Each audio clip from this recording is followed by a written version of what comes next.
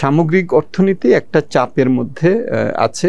শক absorb করার ক্ষমতা অর্থনীতির এটা যে দুর্বল সেটা কিন্তু এখন আমরা প্রমাণ পাচ্ছি। একটা ভালো অর্থনীতি হঠাৎ করে একটা থমকে গেছে। অর্থনীতিকেই সামনের দিকে এগিয়ে নিতে প্রাতিষ্ঠানিক সক্ষমতা, সুশাসন, সাশ্রয়ীভাবে বাস্তবায়ন এগুলো করতে হবে। Transport connectivity, investment connectivity and trade connectivity, এইটার যদি আমরা একটা ত্রিমাত্রিক সংশ্লেষ করতে পারি তাহলে কিন্তু আমার প্রতিযোগিতার সক্ষমতাও বাড়বে। স্পেশাল ইকোনমিক জোনগুলো কিন্তু গেম চেঞ্জার হতে পারে। এইবারের বাজেট খুবই চ্যালেঞ্জিং টাইমে এটাকে করতে হবে।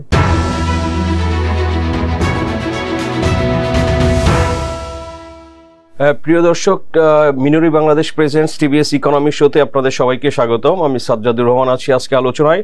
দর্শক, আমাদের সঙ্গে স্টুডিওতে আছেন professor Mustafizur Rahman, distinguished fellow, centre for policy dialogue. আমরা জানি, অনেকেই হয়তো চেনে স্যারকে, মুস্তাফিজুর রহমান সিপিডির হয়ে এবং যে বাংলাদেশের leading private think tank, so বাংলাদেশের অর্থনীতি নিয়ে তারা প্রচুর কাজ করেন, গবেষণা করেন। এবং স্যার হচ্ছে ট্রেড এবং WTOর মিটিংগুলো, রিজিওনাল যে বিভিন্ন ব্লক আছে সেগুলো নিয়ে স্যারের একটা স্পেশাল এক্সপার্টাইজ আছে। সো দর্শক, আমরা আলোচনা করব প্রফেসর মুস্তাফিজুর রহমানের সঙ্গে বাংলাদেশের সাম্প্রতিক অর্থনৈতিক অবস্থা এবং বাংলাদেশের যে LDC গ্রাজুয়েশন আছে 2026-এ এবং যে পোস্ট গ্রাজুয়েশন চ্যালেঞ্জেস। সো এই সব বিষয়গুলো নিয়ে দর্শক আমরা একটু আলোচনা করব এবং আপনাদের সঙ্গে শেয়ার করব। স্যার, আপনাকে টিভিএস স্টুডিওতে স্বাগত। ধন্যবাদ। আমিও খুবই খুশি যে এই প্রথমবারের মতো আসছি, যদিও আমি বিভিন্নভাবে টিভিএস এর সাথে লেখালেখি নিয়ে জড়িত আছি। জি, thank you very much sir. যেটা বলছিলাম যে স্যার, আমাদের ইকোনমি গত 2 দশকে আমরা যদি বলি যে একটা ভালো স্টেবল অবস্থায় ছিল ম্যাক্রো ইকোনমিক ইন্ডিকেটরসগুলো। তো আমরা দেখলাম যে রাশিয়া ইউক্রেন যুদ্ধ, তার আগে কোভিড প্রথম ইম্প্যাক্টেড হলো। সো তারপরে হচ্ছে ইকোনমিক অনেক চ্যালেঞ্জেস আমরা দেখছি, যে অনেক ফল্ট লাইন্স, আমাদের রিজার্ভ কমে যাচ্ছে, হাই ইনফ্লেশন, গ্রোথ কমে গিয়েছে। সো এক ধরনের স্ট্যাগফ্লেশন। মানে আপনি কি মনে করছেন অর্থনীতির বর্তমান অবস্থাটা? ধন্যবাদ। আমার মনে হয় যে এটা খুবই প্রাসঙ্গিক, কারণ এটা ঠিকই, আপনি ঠিকই বলেছেন সাজ্জাদ, যে বাংলাদেশের অর্থনীতিতে একটা শক্তিমত্তার জায়গা ছিল, যে আমাদের উচ্চ প্রবৃদ্ধি, নিম্ন মূল্যস্ফীতি এবং অর্থনৈতিক স্থিতিশীলতা, এই ত্রিমাত্রিক একটা ইতিবাচক একটা পরিস্থিতির মধ্য দিয়ে বাংলাদেশের অর্থনীতি যাচ্ছিল। এবং ক্রমান্বয়ে আমাদের আমি যদি দেখি যে অর্থনৈতিক সূচক, আর্থসামাজিক বিভিন্ন ধরনের যেসব ইন্ডিকেটরস আছে সবগুলোতে একটা ধারাবাহিক একটা উন্নতি আমরা দেখেছি। প্রত্যেক পরের প্রজন্ম আগের প্রজন্ম থেকে ভালো থাকছিল, এরকম একটা পরিস্থিতি ছিল। কিন্তু এখন আপনি কোভিডের কথা বলছেন, কোভিড থেকেও কিন্তু বাংলাদেশের অর্থনীতি বেশ ঘুরে দাঁড়িয়েছিল।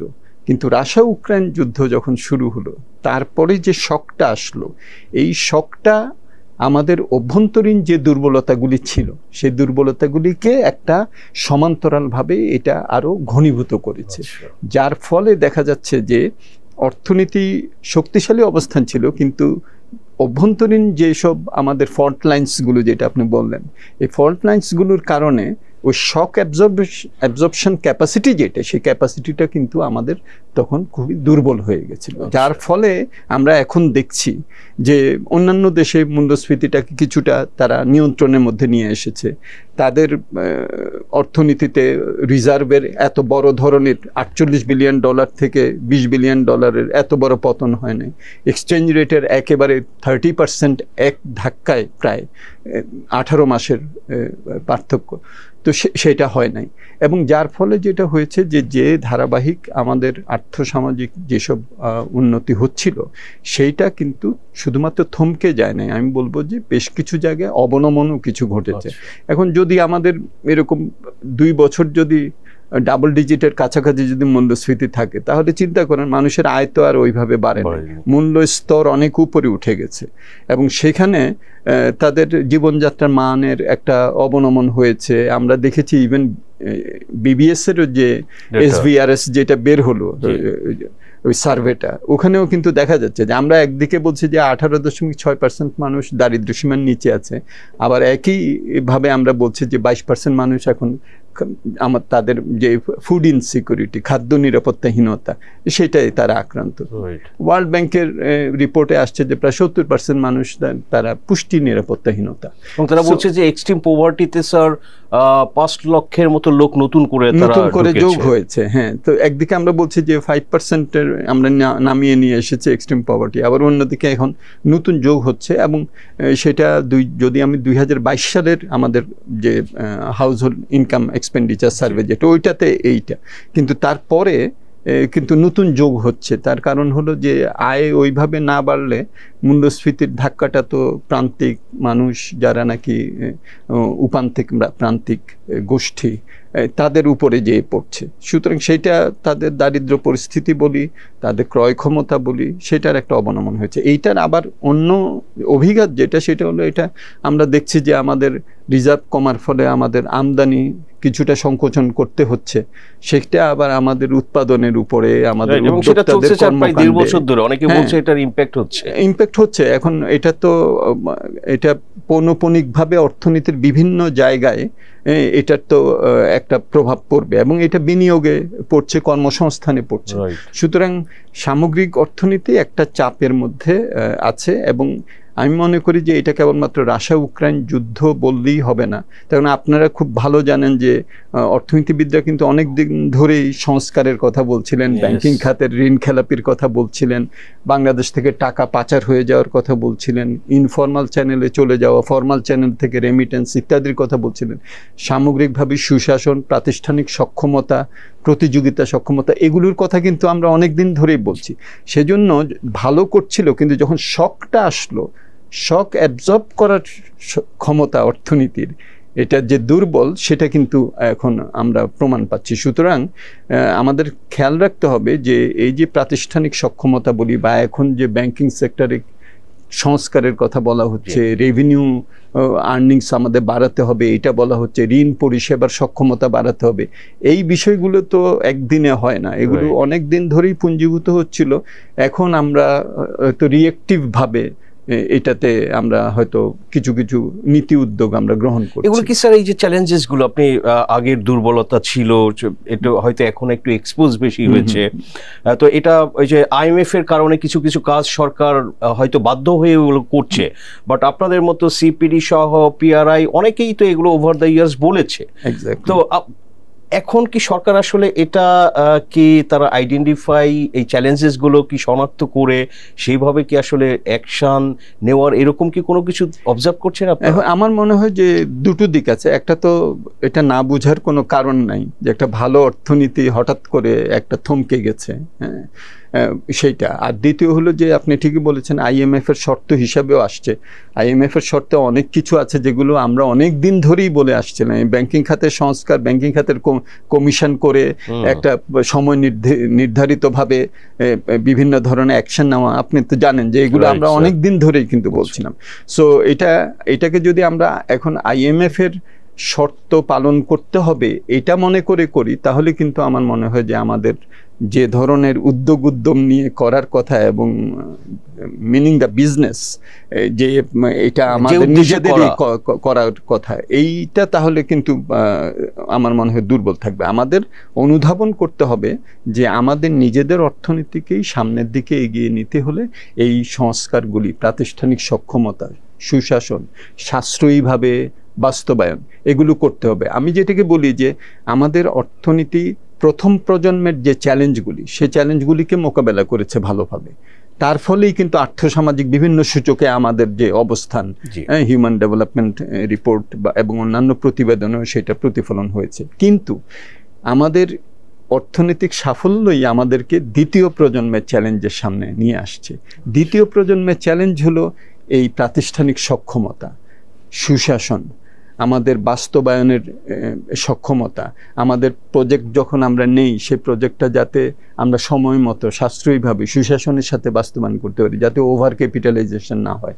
আমরা যখন ব্যাংকিং সেক্টরের কথা যখন বলি, তাহলে ব্যাংকিং সেক্টরটা যাতে শৃঙ্খলার মধ্যে থাকে, বাংলাদেশ ব্যাংক যাতে স্বাধীনভাবে ব্যাংকিং সেক্টরের এবং আমাদের আর্থিক যে নীতিমালা সেগুলো বাস্তবায়ন করতে পারে, NBR যাতে যাদের কাছ থেকে কর আদায় করার কথা সেইটা যাতে ভালোভাবে করতে পারে, কর খেলাপি, ঋণ খেলাপির বিরুদ্ধে যাতে শক্তিশালী অবস্থান নিতে পারে, এই যে বিষয়গুলো কিন্তু এখন দ্বিতীয় প্রজন্মের চ্যালেঞ্জ। সুতরাং সামনের দিকে এগিয়ে যেতে হলে এগুলোকে এখন ট্যাকল করতে হবে। কিন্তু স্যার এগুলো ট্যাকেলের বদলে অনেকেই বলছেন, আপনাদের professor Rehman Sobhan CP trustee বোর্ডের চেয়ারম্যান, তো উনি সম্প্রতি এটা এক সপ্তাহের মধ্যে অ্যাটলিস্ট টোয়াইস দেখলাম যে স্যার যেটা বলেছেন যে আমাদের প্রাতিষ্ঠানিক যে সক্ষমতা সেটা দিনে দিনে দুর্বল হচ্ছে বা অনেক ক্ষেত্রে ডিসফাংশনাল, মানে যেটা তো একটু বেটার হওয়ার কথা। আপনি যেটা বললেন যে সেকেন্ড জেনারেশন যে চ্যালেঞ্জগুলো, এই সফলতা ধরে রাখার জন্য সেটা অ্যাড্রেস করতে হবে, বাট সেটাকে আরো দুর্বল হচ্ছে।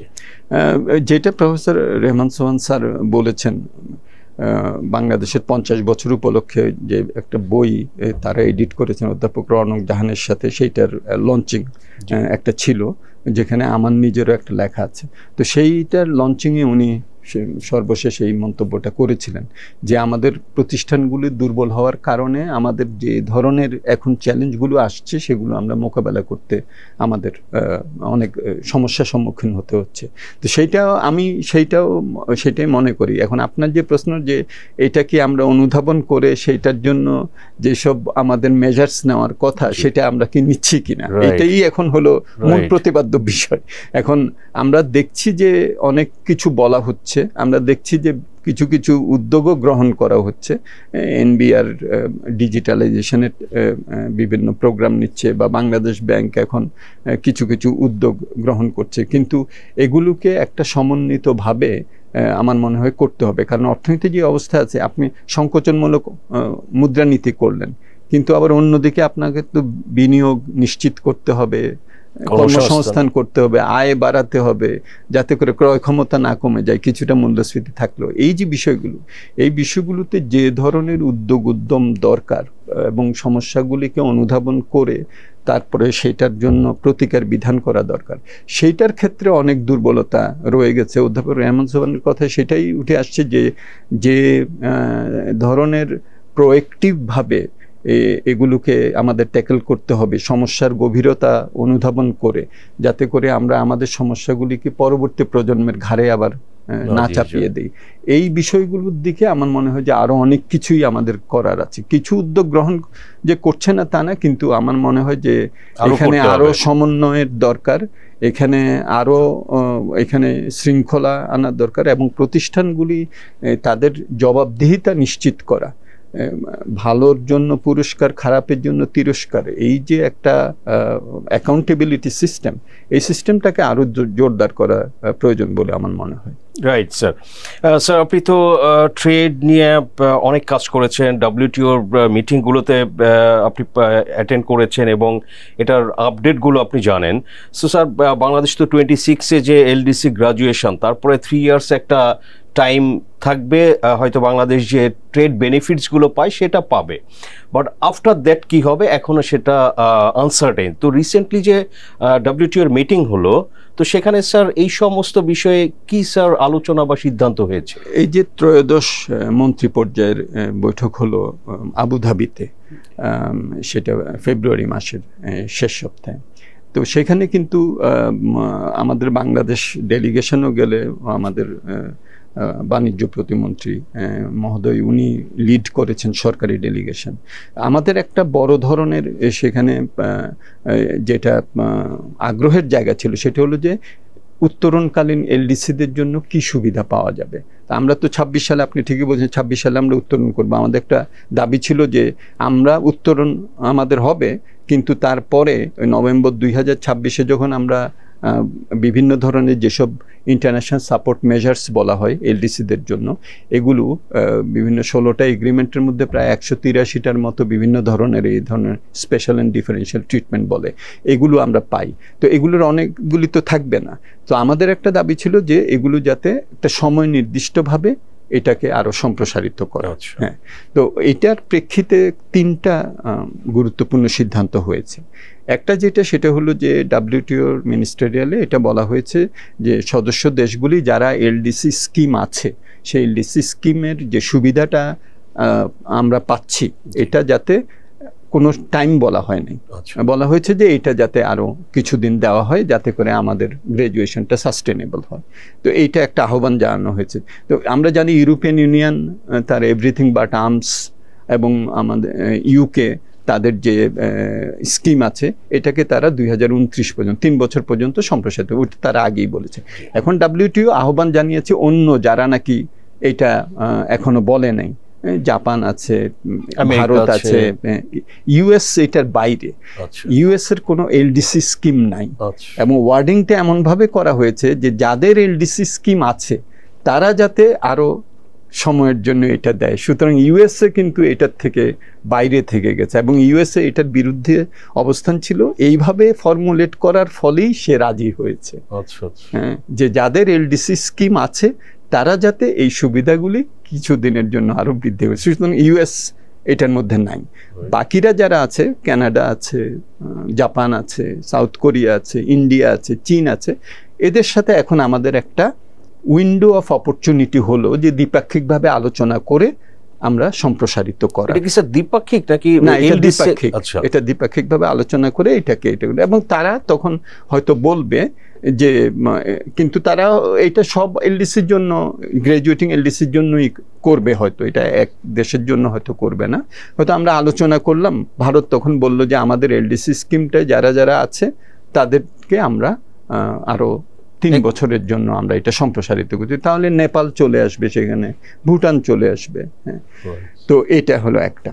আর দ্বিতীয় যেটা হয়েছে সেটা হলো যে এলডিসিরা যে কারিগরি সহায়তা পায় এবং ক্যাপাসিটি বিল্ডিং সাপোর্ট পায়, এটা 3 বছরের জন্য, এটাকে সমনির্দিষ্ট করা হয়েছে, আমরা পাবো। 3 বছর কি স্যার 26 এর পরে? এখন কোন দেশ যদি 28-এ গ্রাজুয়েট করে সে 2031 পর্যন্ত পাবে, 3 বছর, এটা বলা হয়েছে। থার্ড একটা ইম্পর্টেন্ট, সেটা হলো যে WTO যে বিরোধ নিষ্পত্তি যে বডি আছে, মেকানিজম, ডিসপিউট সেটেলমেন্ট বডি, এই ডিসপিউট সেটেলমেন্ট বডিতে এই গ্রাজুয়েটেড এলডিসি যারা নাকি গ্রাজুয়েট করে গেল, তার পরবর্তী 3 বছরে তাদেরকে ডিসপিউট সেটেলমেন্টে কেউ নেবে না, এরকম একটা সমঝোতা হয়েছে। মানে এরকম হতে পারে যে আমরা গ্রাজুয়েশন করার পরে আমরা হয়তো এক্সপোর্ট সাবসিডি আমাদের দেওয়ার কথা না, তো এটা সম্বন্ধে তো কোনো সিদ্ধান্ত হয় নাই, এখন আমরা কিছুদিন হয়তো দিলাম। তো তখন এই ভাবটা হলো যেটা যে কেউ ওখানে নেবে না, একটা পিস ক্লজের মতো আর কি, যে 3 বছর আমরা তোমাদেরকে এটা নিয়ে কোনো বলবো না, হয়তো দ্বিপাক্ষিকভাবে বলবো, কিন্তু WTO ডিসপিউট সেটেলমেন্টে যেখানে নাকি আমার বিরুদ্ধে যদি সেটা যায় এবং যদি একটা সিদ্ধান্ত হয় আমাকে কিন্তু স্যাংশন করতে পারে, তো সেটা 3 বছর করবে না। তো এটা একটা জেন্টলম্যানস এগ্রিমেন্ট একটা সেখানে হয়েছে এইটা। কিন্তু আরো যে অন্যান্য যেগুলো আছে, যেমন আমাদের জন্য ফার্মাসিউটিক্যালস, হ্যাঁ, ট্রিপস, এটা যদিও এলডিসিদের জন্য ট্রিপস 2032-এর ডিসেম্বর পর্যন্ত আছে, কিন্তু আমরা তো এলডিসি থাকবো না 2026-এর নভেম্বর পরে, আমরা সেটা পাবো না। ফার্মাসিউটিক্যালস, ট্রিপস অ্যান্ড ফার্মাসিউটিক্যালস, আমাদের এখন প্যাটেন্ট লাইসেন্স লাগে না। আমাদের যত আমাদের এখানে আমরা ড্রাগস উৎপাদন করি তার প্রায় 20%-এর মতো হলো প্যাটেন্টেড ড্রাগস, তো আমরা এগুলো কিন্তু উৎপাদন করছি লাইসেন্স প্যাটেন্ট ফি না দিয়ে। 2026-এর পরে কিন্তু আমাদেরকে সেগুলো কিন্তু সেসব ডিসিপ্লিনের আন্ডারে আমাদের চলে আসতে হবে। সো এইসব ব্যাপারে আমাদেরকে এখনই প্রস্তুতি নিতে হবে, যাতে করে ওই নেতিবাদ বা যদি এই যে ডিউটি ফ্রি কোটা ফ্রিটা যদি চলে যায় 2029-এর পর তো চলে যাবে, তাহলে আমার বাজার সুবিধা নির্ভর প্রতিযোগিতা সক্ষমতা থেকে আমাকে কিন্তু দক্ষতা এবং উৎপাদনশীলতা নির্ভর প্রতিযোগিতার সক্ষমতায় আমাকে উত্তরণ করতে হবে। সেটা 2026-এ না হলে 2029-এ হবে। হ্যাঁ, ফার্মাসিউটিক্যালস 2026 থেকেই আমাকে প্রস্তুতি নিতে হবে, এখন থেকে নিতে হবে, যাতে করে যখন আমার এই প্যাটেন্ট লাইসেন্স এগুলো কিনতে হবে তখন তো আমার, তার মানে কি, তার মানে যে আমার দাম বেড়ে যেতে পারে। এখন তাহলে আমার যে ব্যাকওয়ার্ড লিঙ্কেজ, এই যে এপিআই পার্ক কেন এত ইম্পর্টেন্ট, আমরা প্রায় $1 বিলিয়ন উপরে কিন্তু এই একটি ফার্মাসিউটিক্যাল ইনগ্রেডিয়েন্টস ইম্পোর্ট করি। তা আমি যদি এপিএ পার্ক যদি আপ এন্ড রানিং করতে পারি তাহলে কিন্তু আমার খরচটা কমে গেল, প্যাটেন্ট লাইসেন্স কিনলেও কিন্তু আমার তখন আমি প্রতিযোগিতায় সক্ষম থাকবো। সো এইসব প্রস্তুতিগুলি এখন আমাদের এখন থেকেই নিতে হবে, ইনফ্যাক্ট ইয়েস্টারডে, গতকাল থেকে। রাইট স্যার, এটা এই যে অন্যান্য দেশ কি সুবিধা দিবে সেটা নিয়ে আমরা অনেক সময় কথা বলি, কিন্তু আমাদের যে এই যে এক্সপোর্ট ডাইভার্সিফিকেশন, এটা নিয়ে শুধু তো কথাই হচ্ছে বছরের পর বছর। স্টিল অ্যারাউন্ড 85% আমরা গার্মেন্টস, এবং গার্মেন্টসে কিন্তু সম্প্রতি অর্থনৈতিক দুর্বলতা যেভাবে এক্সপোজ হচ্ছে, আমরা দেখছি যে গার্মেন্টস অ্যান্ড টেক্সটাইলেও কিন্তু দুর্বলতাগুলো এক্সপোজ হচ্ছে। এনার্জি প্রাইস বেড়ে যাওয়া তাদের জন্য একটা বিগ চ্যালেঞ্জ। অনেকেই বলবো যে মানে সিক হওয়ার পথে এরকমের হচ্ছে। তো স্যার, এই যে ডাইভার্সিফিকেশন হলো না, আমাদের যে ইন্টারনাল যে রেডিনেসটা, এই যে পোস্ট এলডিসি চ্যালেঞ্জেসগুলো ফেস করার জন্য ইনস্টিটিউশনাল ক্যাপাসিটি, এক্সপোর্ট ডাইভার্সিফাই করা, তো সেগুলো নিয়ে কি আমাদের দেশে আসলে কি করা উচিত সরকারের? আমার মনে হয় যে এখানে আমাদের, যেটা আমি বলছিলাম যে শুরু করার দরকার ছিল ইয়েস্টারডে, আজকে থেকে না। তো আমাদের কিন্তু এটা আপনি খুবই একটা প্রাসঙ্গিক একটা কথা বলেছেন, সেটা হলো যে আমাদের এখন পণ্য বৈচিত্র্যকরণ, বাজার বৈচিত্র্যকরণ, দুই দিকেই আমাদের নজর দিতে হবে। হ্যাঁ, রেডিমেড গার্মেন্টস 85%, কিন্তু আমাদের রপ্তানি বাড়ার ফলে বাকি 15%ও কিন্তু কম না। আমার যদি $60 বিলিয়ন যদি এক্সপোর্ট যদি হয়, তাহলে আমার ওই 15% কিন্তু প্রায় $9 বিলিয়ন মতো। সো সেই জায়গাটাতে কিন্তু আমাদের অলরেডি কিছু কিছু পণ্য, আমাদের লাইট ইঞ্জিনিয়ারিং বলি, আমাদের জুট সেক্টরের কথা বলি, আমাদের leather commodities, footwear, home textile, আরও কিছু কিছু জায়গায় কিন্তু আমাদের প্রতিযোগিতার সক্ষমতাটা আমরা এস্টাবলিশ করা শুরু করেছি। আমার মনে হয় যে ওগুলোতেও আমাদের নজর দিতে হবে। কিন্তু রেডিমেড গার্মেন্টস তো প্রায় $750 বিলিয়ন মার্কেট। এখানে আমার শক্তিশালী অবস্থান কিন্তু এক ধরনের শক্তিমত্তার পরিচয় আমার। সো এইখানেও ইন্ট্রা আরএমজি ডাইভার্সিফিকেশন, আমি তো এখানে 6-7% গ্লোবাল মার্কেটের। হ্যাঁ, চায়না এখন 30%-এর কাছাকাছি ছিল, একসময় 40%। চায়না থেকে সরে আসছে, সবাই বলছে চায়না +1, বাংলাদেশকে সেখানে ঢুকতে হবে। সো ইন্ট্রা আরএমজি ডাইভার্সিফিকেশন, এটাও একটা বড়। আমরা কটন নির্ভর, 75%ই কটন, কিন্তু ম্যানমেড ফাইবার এটাই হলো গ্লোবালি 75%। তাহলে ওই দিকে আমাদের ইনসেন্টিভ স্ট্রাকচারগুলোকে চেঞ্জ করতে হবে, যাতে যেই জায়গাটাতে বেশি সুবিধা আমি পেতে পারি সেখানে। কিন্তু দুর্বলতার কথা আপনি ঠিকই বলেছেন, এই আরএমজির ক্ষেত্রে বলি বা এক্সপোর্টের ক্ষেত্রে বলি। আমি আপনার এখানে আসার আগে আমাদের প্রথম 9 মাসের এক্সপোর্ট আমি দেখছিলাম, তো আমাদের তো এইটা 5% ওভারঅল এক্সপোর্ট। এবং আমাদের রেডিমেড গার্মেন্টসের দেখলাম আমি যে আমাদের ওভেনওয়্যার, যেটা নাকি 50% ওভেন, হ্যাঁ ওইটা তো 1%-এর কম। নিটওয়্যারে ভালো আছে, এটা 9%-এর উপরে গ্রোথ আছে। কিন্তু যেটা নাকি ইন্টারেস্টিং সেটা হলো যে দেখেন 30%-এর মতো আমার মুদ্রার অবনমন হলো। হ্যাঁ, তো এইটা তো এক্সপোর্ট কম্পিটিটিভনেস অনেক বাড়ানোর কথা ছিল, তাই না স্যার? আমরা যদি $86 যেটা যুদ্ধ শুরুর আগে ছিল, হ্যাঁ সেটা এখন 111, এখন যদি না অফিশিয়াল রেট 111, কিন্তু এটা 120 মার্কেট রেট। তো সেটা ধরলে কিন্তু নিয়ারলি 40% ডেপ্রিসিয়েশন। তাহলে আমি সেইটাই প্রশ্নটা আমার, যে এত বড় একটা ডেপ্রিসিয়েশন, সব এক্সপোর্টাররা সবসময় বলে যে কারেন্সি ডেপ্রিসিয়েট করে, আমরা করতে পারি না, বিকজ তাহলে ইম্পোর্টেড ইনফ্লেশন হতে পারে। তো কিন্তু আমাদের তো এখন অর্থনৈতিক অবস্থার কার্যকারণের ভিত্তিতে আমাদের তো অবনমন তো হলো এত বড়, তারপরও কিন্তু দেখেন মাত্র 4-5% আমাদের। তার অর্থটা কি? অন্যান্য যেসব জায়গায়, সেই জায়গাটাতে যে প্রতিযোগিতার সক্ষমতা বৃদ্ধি করা, হ্যাঁ, তাই সেটা হয় নাই। অন্য জায়গাগুলো স্যার কিরকম না, আমার উৎপাদনশীলতা, আমার লেবার প্রোডাক্টিভিটি, আমার ক্যাপিটাল প্রোডাক্টিভিটি, ওগুলো যদি আমি বাড়াতে না পারি, তাহলে কেবলমাত্র এইখানে 30-35% অবনমন দিয়ে আমি ওটাকে কাভার করতে পারছি না। Cost of doing business, transport cost, একজন এন্টারপ্রেনার তো তার কস্টের মধ্যে তো এইসব জিনিসগুলো তার থাকে। হ্যাঁ, সো তখন সেই বিষয়গুলো যখন নাকি আমরা অ্যাড্রেস করতে পারি না, তখন এত বড় মুদ্রামানের অবনমন সত্ত্বেও আমি খুব ভালো এক্সপোর্ট মার্কেটে সেইটার প্রতিফলন দেখছি না। সো এইটা কিন্তু একটা আমাদের এমবেডেড উইকনেস, আমি বলবো যে একটা কাঠামোগত একটা দুর্বলতার একটা বহিঃপ্রকাশ এটার মাধ্যমে কিন্তু হলো, যে এত বড় ধরনের একটা সহায়ক একটা অনুঘটক সত্ত্বেও আমাদের এক্সপোর্টটা কিন্তু সেটা সুবিধা নিতে পারলো না। তাহলে চিন্তা করেন, যদি 86 টাকাই থাকতো তাহলে কি হতো, তাই না? সো এইগুলো আমাদের একটু দেখতে হবে। আমার মনে হয় যে এখন এই যে আমরা স্পেশাল ইকোনমিক জোনগুলো করছি, অন্তত একটা বড় বাধা তো চলে গেল, নিষ্কণ্টক জমি, পাওয়া, এটা তো আমাদের দেশে একটা বড় ধরনের সমস্যা হতো। কিন্তু এটার সাথে সাথে আমাদের ওয়ান স্টপ সার্ভিস অ্যাক্ট করেছে আমরা 2018-তে, অনেক ধরনের সেবা দেওয়ার কথা সেখানে, আমরা সেই ওয়ান স্টপ সার্ভিস তো এখনো দিতে মানে ফুললি অপারেশনালাইজ করতে গেলে সেটা আমার দিতে হবে নিষ্কণ্টক জমির সাথে সাথে এই ওয়ান স্টপ সার্ভিসে যেসব সেখানে বিদ্যুৎ, কেবলমাত্র বিদ্যুৎ না, মানসম্মত বিদ্যুৎ হতে হবে, কোয়ালিটি ইলেকট্রিসিটি, গ্যাসের সাপ্লাই, এটা তো আমরা জানি যে একটা সমস্যার মধ্যে আমরা এখানে আছে। অন্যান্য যে ধরনের এনভায়রনমেন্টাল সার্টিফিকেশন ইত্যাদি দ্রুত যাতে পেতে পারে, হ্যাঁ, এইসব। সো এইগুলো যদি আমরা করতে পারি তাহলে আমার মনে হয় এখানে আমাদের এফডিআইও আসবে, আমাদের নিজস্ব উদ্যোক্তা যারা তারাও বিনিয়োগ করতে পারবেন, এবং এখন যে অবকাঠামো আমরা হয়তো বলতে পারি যে অবকাঠামোতে অনেক বেশিও টাকা যাচ্ছে, সেখানে আমাদের খরচ বেশি হচ্ছে ইত্যাদি, কিন্তু অবকাঠামো তো একটা ভালো একটা পরিস্থিতির সৃষ্টি হয়েছে, তাই না? তা এখন তাহলে এই অবকাঠামোর এই যে কানেক্টিভিটিটা, transport connectivity, investment connectivity and trade connectivity, এইটার যদি আমরা একটা ত্রিমাত্রিক সংশ্লেষ করতে পারি তাহলে কিন্তু আমার প্রতিযোগিতার সক্ষমতাও বাড়বে, এফডিআই এর সাথে সাথে আমার মার্কেট ইন্টেলিজেন্স এগুলোও আসবে।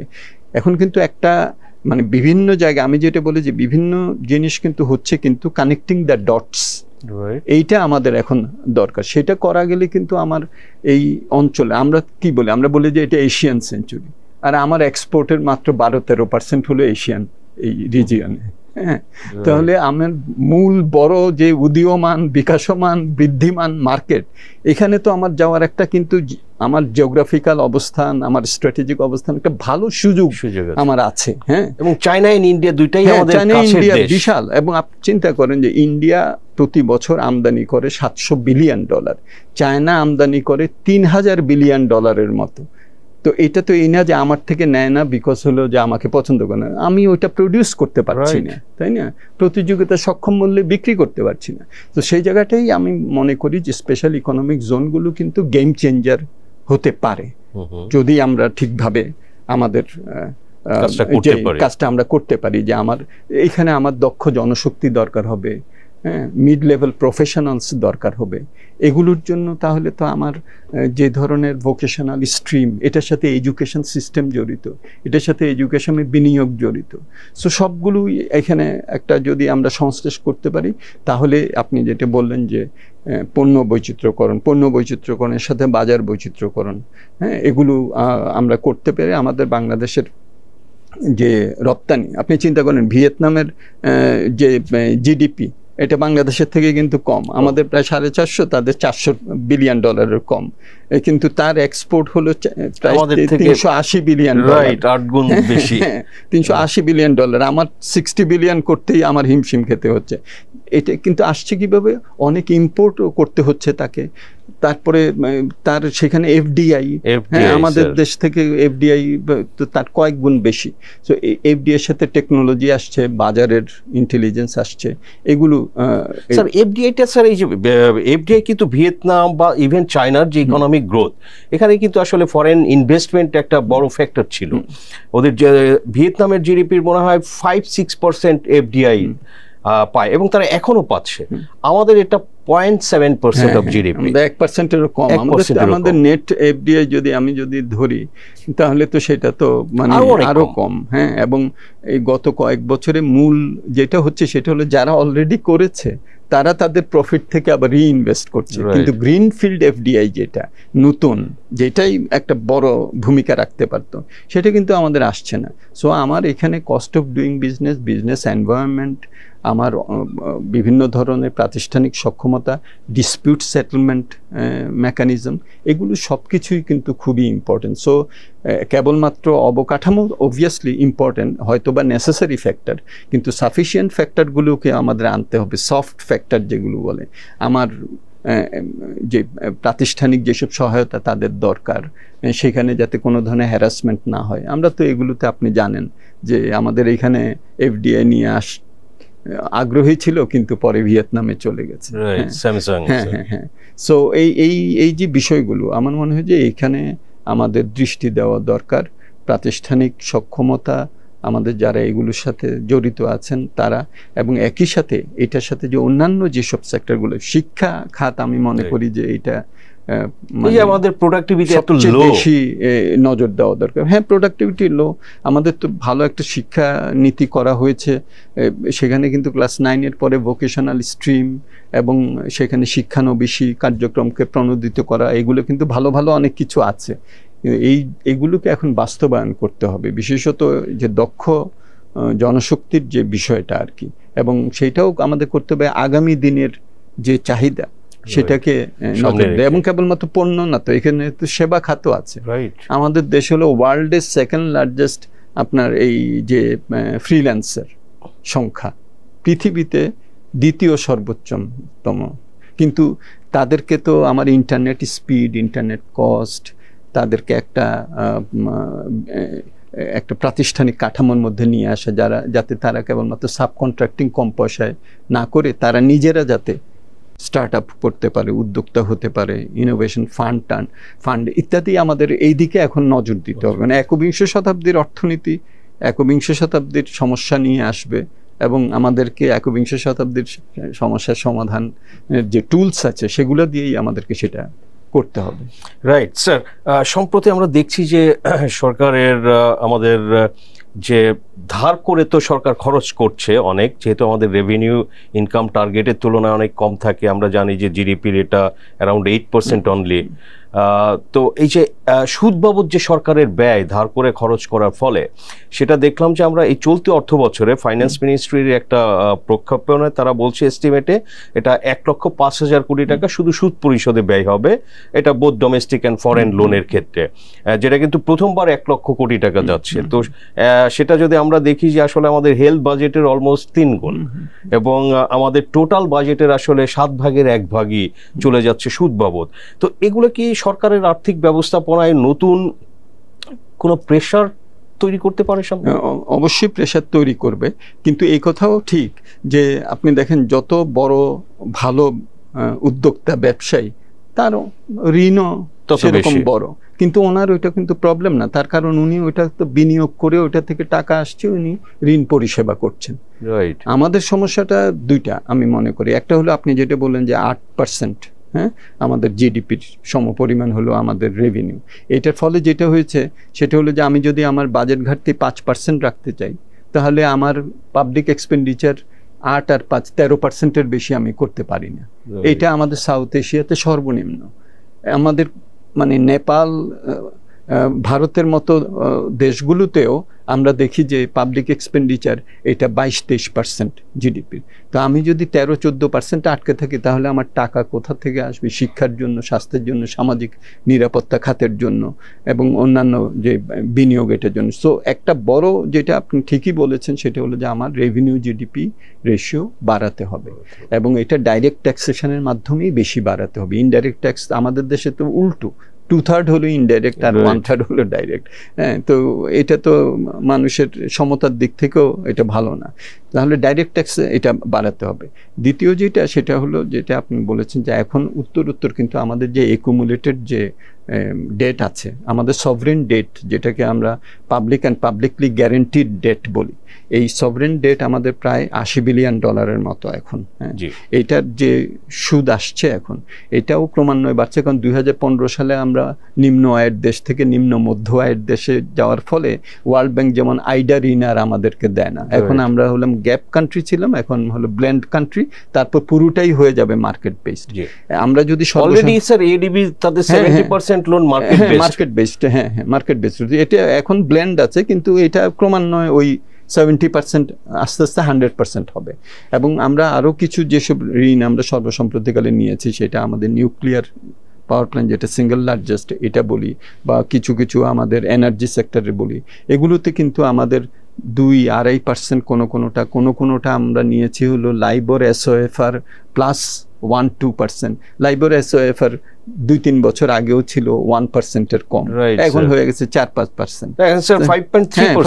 তাহলে ফ্লেক্সিবল যেসব লোন আমরা নিয়েছি, ফ্লেক্সিবল SOFR +2, তো সেটা তো এখন 7%। রাইট। সো এই দেখেন, এবং সেই জন্য এই যে আপনাদের পেপারেও এখানে এসেছে, টিবিএসেও, অন্যান্য পেপারেও, যে আমাদের এই যে আপনি যেটা বললেন যে প্রথম 9 মাসে আমাদের বৈদেশিক ঋণ এবং অভ্যন্তরীণ ঋণ মিলে, যেটা আপনি বললেন যে 1 লক্ষ কোটি টাকা এটা ছাড়িয়ে গেছে, বৈদেশিক ঋণের ক্ষেত্রেও তাই। বৈদেশিক ঋণের ক্ষেত্রে স্যার 9 মাসে $1 বিলিয়ন শুধু সুদ বাবদ ব্যয়, এটাও ফার্স্ট টাইম। এটাও ফার্স্ট টাইম। এবং খেয়াল রাখতে হবে যে অনেকগুলো বড় প্রকল্পের গ্রেস পিরিয়ড শেষ হচ্ছে। হ্যাঁ, যেমন রূপপুরে যদি আমি বলি 2016 সালে আমরা নিয়েছিলাম 10 বছরের গ্রেস পিরিয়ড, তারপরে ম্যাচুরিটি পিরিয়ড। 2025 সাল থেকে এটা, তখন গ্রেস পিরিয়ডে কেবলমাত্র আমরা সুদ পরিশোধ করি।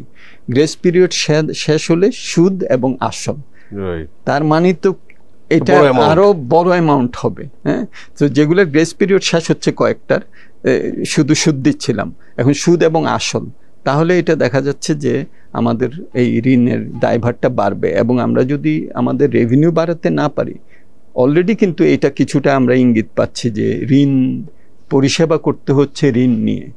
সো এইটা কিন্তু একটা বিপজ্জনক একটা এবং বাধ্যতামূলক একটা নির্ভরশীলতার দিকে আমাদেরকে নিয়ে যেতে পারে। সুতরাং আমাদেরকে চেষ্টা করতে হবে অভ্যন্তরীণ আমাদের যে রাজস্ব আহরণ, এটাকে বাড়াতে হবে।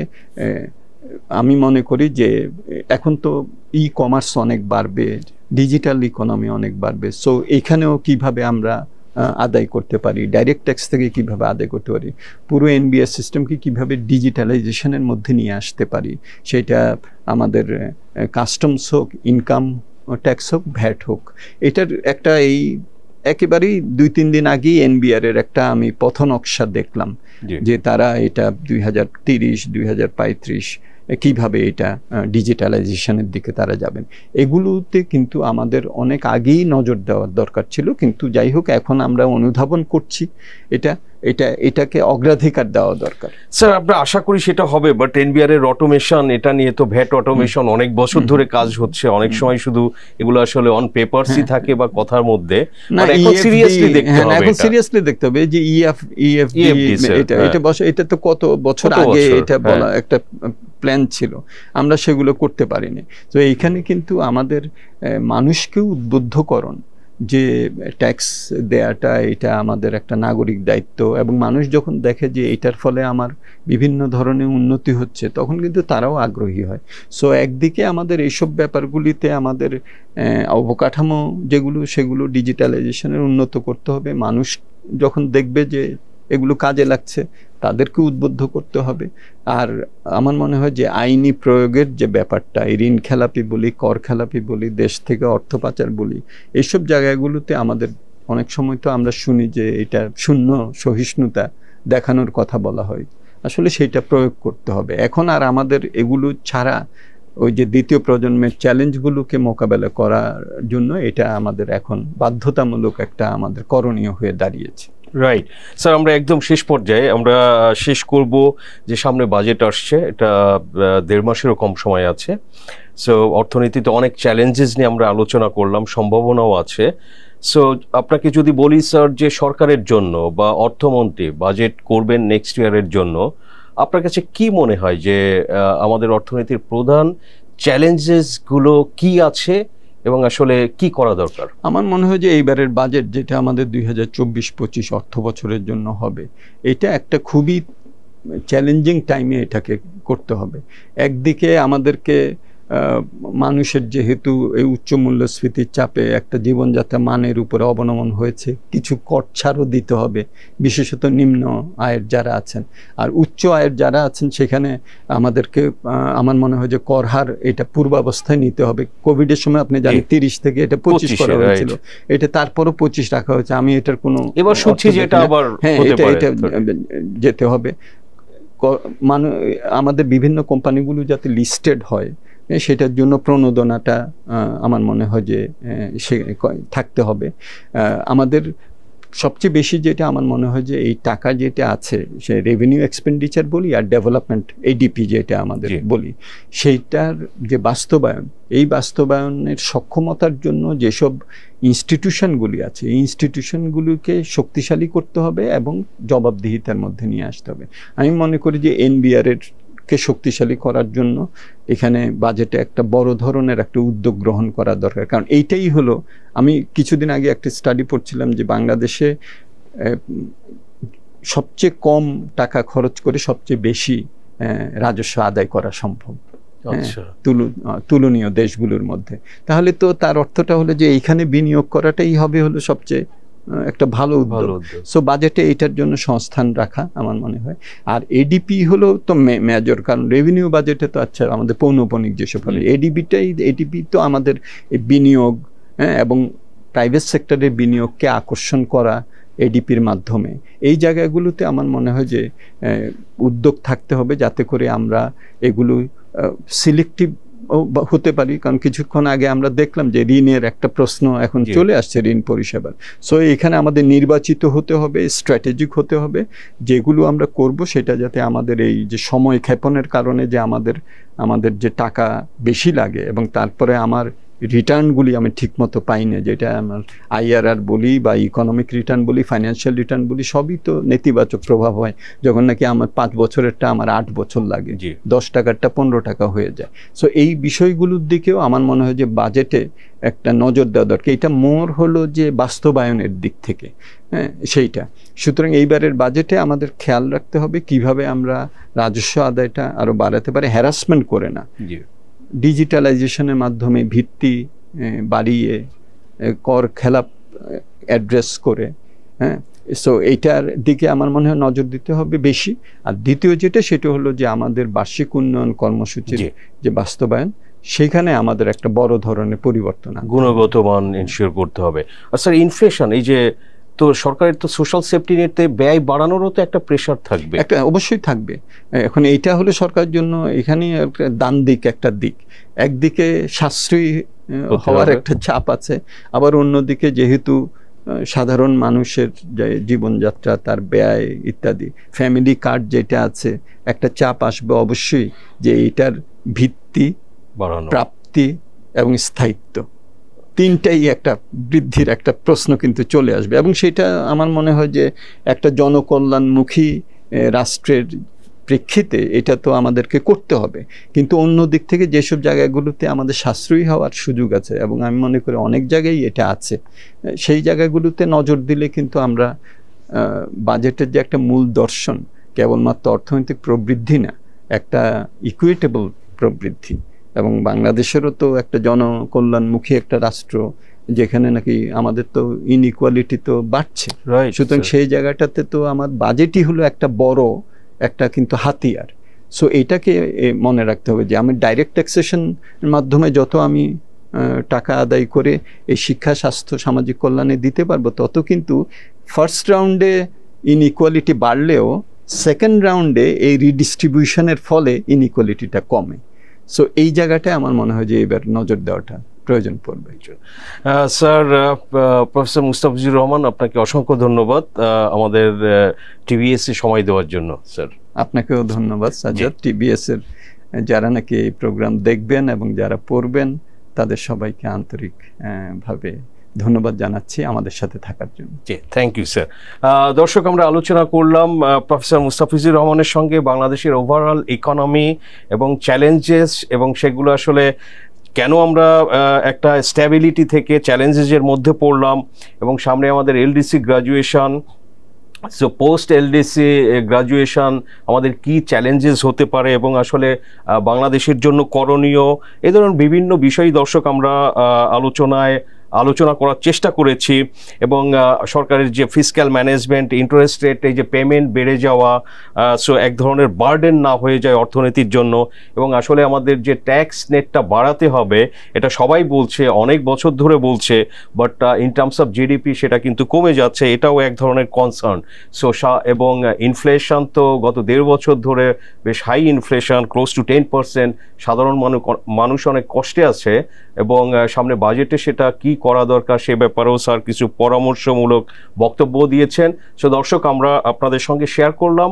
আমাদের আলোচনা ভালো লাগলে লাইক করবেন, শেয়ার করবেন। আপনাদের সবাইকে ধন্যবাদ।